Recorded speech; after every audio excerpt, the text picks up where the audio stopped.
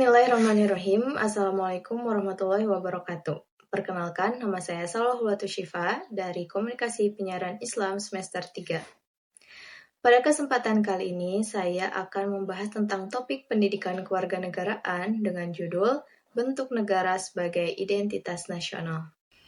Di negara kita, Indonesia, bentuk negara bukan hanya sekedar cermin dari bentuk pemerintahan, akan tetapi lebih luas dari itu, bentuk negara yaitu sebagai cermin dari identitas nasional bangsa Indonesia. Identitas nasional yaitu jati diri bangsa yang membedakan Indonesia dari bangsa-bangsa yang lain, di mana identitas nasional ini dibangun atas dasar nilai-nilai Pancasila, Undang-Undang Dasar 1945, semboyan Bhinneka Tunggal Ika, bahasa, serta lambang-lambang negara. Adapun bentuk negara Indonesia sendiri yaitu negara kesatuan yang berbentuk republik, sebagaimana tercantum dalam Undang-Undang Dasar 1945 Pasal 1 Ayat 1 yang menyatakan bahwa negara Indonesia adalah negara kesatuan yang berbentuk republik. Sebagai negara dengan keberagaman yang sangat luas, Indonesia terdiri dari ribuan pulau, ratusan suku bangsa, berbagai bahasa daerah, serta adat dan juga budaya yang berbeda-beda, di mana keberagaman ini membuat Indonesia membutuhkan bentuk negara yang mampu untuk menjaga persatuan di tengah perbedaan tersebut, dan juga mampu untuk menyatukan semua elemen bangsa. Maka dari itu, bentuk negara kesatuan ini dianggap sebagai bentuk negara yang paling cocok untuk diterapkan di Indonesia. Dan untuk mengetahui bagaimana NKRI menjadi identitas nasional bangsa Indonesia, kita perlu mengetahui terlebih dahulu apa itu bentuk negara.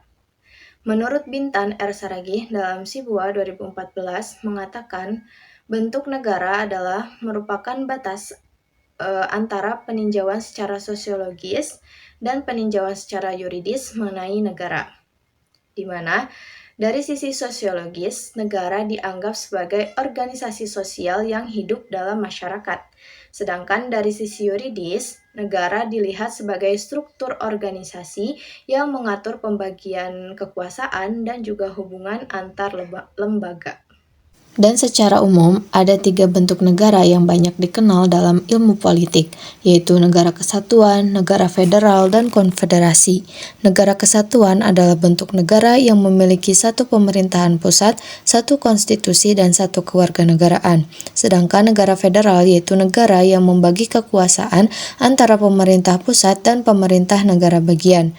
Sementara itu, negara konfederasi adalah gabungan dari negara-negara merdeka yang bekerja sama tetapi tetap memegang kedaulatannya sendiri.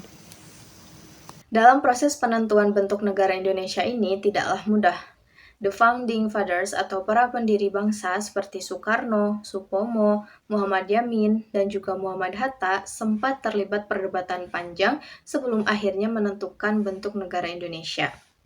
Mereka memahami bahwa Indonesia ini sangatlah beragam, di mana jika negara ini dibentuk atau dibangun dengan sistem federasi, maka potensi perpecahannya akan lebih besar. Karena daerah-daerah itu akan bisa bergerak sendiri-sendiri. Selain itu, adanya pengalaman sejarah dari Kerajaan Nusantara, di mana mereka sering terlibat konflik dan perpecahan antara wilayahnya. Nah, ini menjadikan Indonesia membutuhkan bentuk negara yang mampu untuk menyatukan semua daerah-daerah di Indonesia dalam satu payung yang besar. Sekali lagi, bentuk negara Indonesia, yaitu negara kesatuan ini dianggap sebagai bentuk yang paling cocok untuk diterapkan di Indonesia, karena negara kesatuan itu mampu untuk menjaga stabilitas, integrasi, dan juga keutuhan wilayah di Indonesia.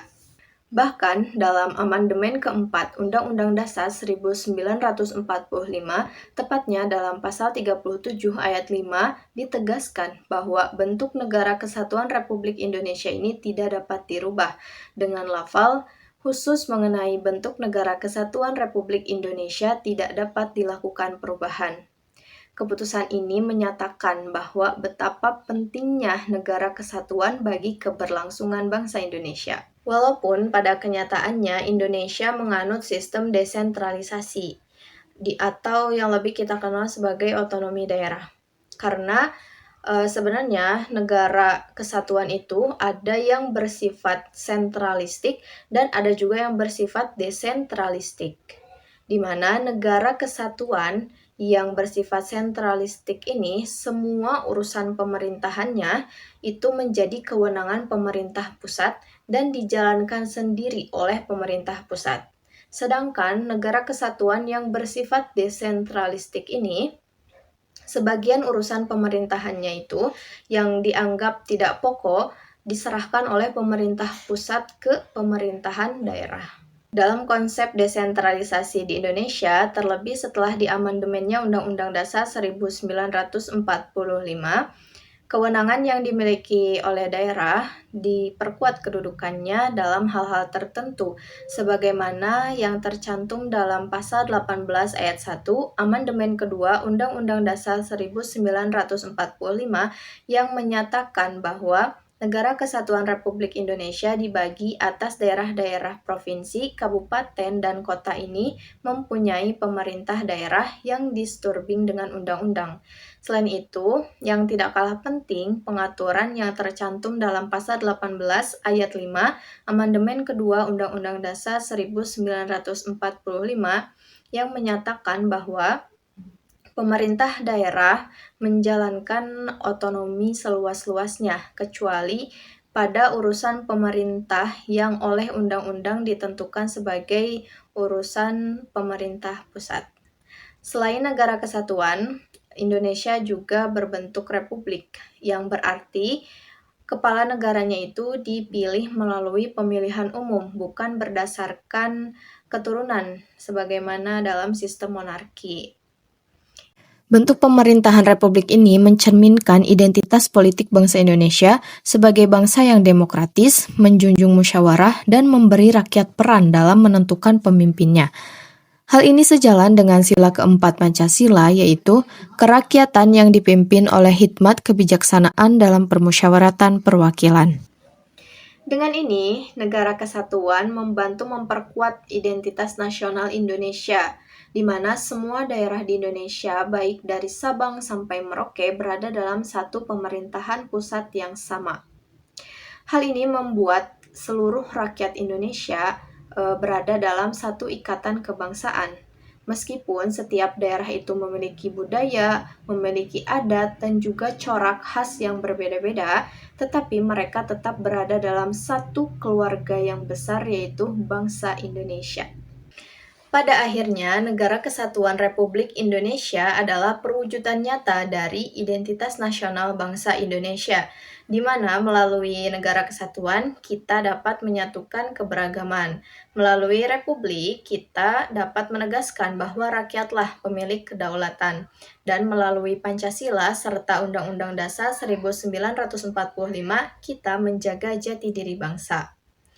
Oleh karena itu, menjaga NKRI berarti menjaga identitas nasional, dan menjaga identitas nasional berarti memastikan bahwa Indonesia tetap berdiri kokoh sebagai bangsa yang berkedaulatan, berkeadilan, dan bersatu dalam keberagaman. Nah, mungkin itu yang dapat saya sampaikan pada kesempatan kali ini. Terima kasih atas perhatiannya, dan mohon pamit undur diri. Wassalamualaikum warahmatullahi wabarakatuh.